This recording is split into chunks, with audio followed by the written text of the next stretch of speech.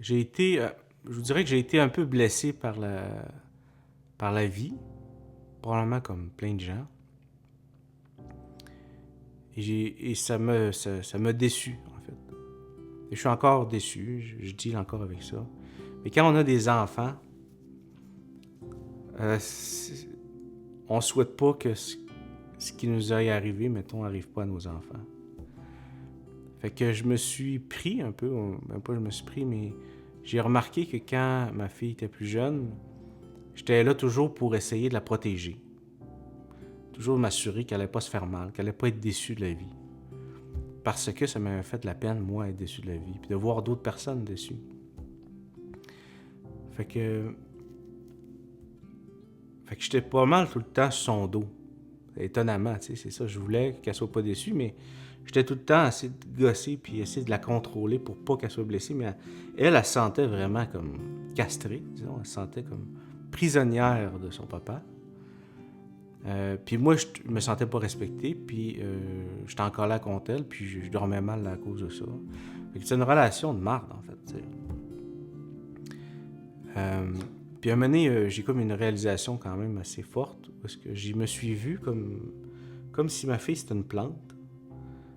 Puis là, j'étais comme par-dessus elle, puis là, je m'assurais qu'il y allait pas avoir de chenilles qui allaient manger ses feuilles, qu'il n'y allait pas avoir de souris l'hiver qui allaient manger son écorce pendant l'hiver, qu'il allait pas être, qu'il allait avoir assez de... Il allait pas avoir de plantes qui allaient y voler le soleil, peu importe. J'étais tout le temps après, en fait. Puis là, elle allait pas bien, puis là, je me demandais pourquoi qu'elle allait pas bien. Puis là, ça marchait pas mon affaire, puis j'étais frustré. Bon, bref, tu sais, vous comprenez l'idée.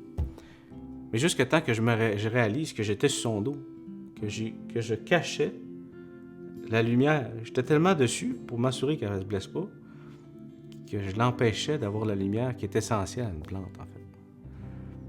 Puis je sens que le gouvernement, c'est un peu ça qu'il est en train de faire dans nos vies.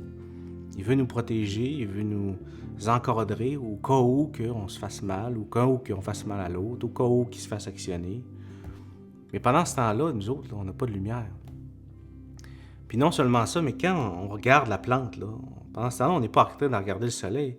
Fait que moi, quand j'ai réussi, j'ai compris ça, puis je me suis reculé, puis je me suis tourné, j'ai pu profiter du soleil, j'ai pu le voir, tu comprends?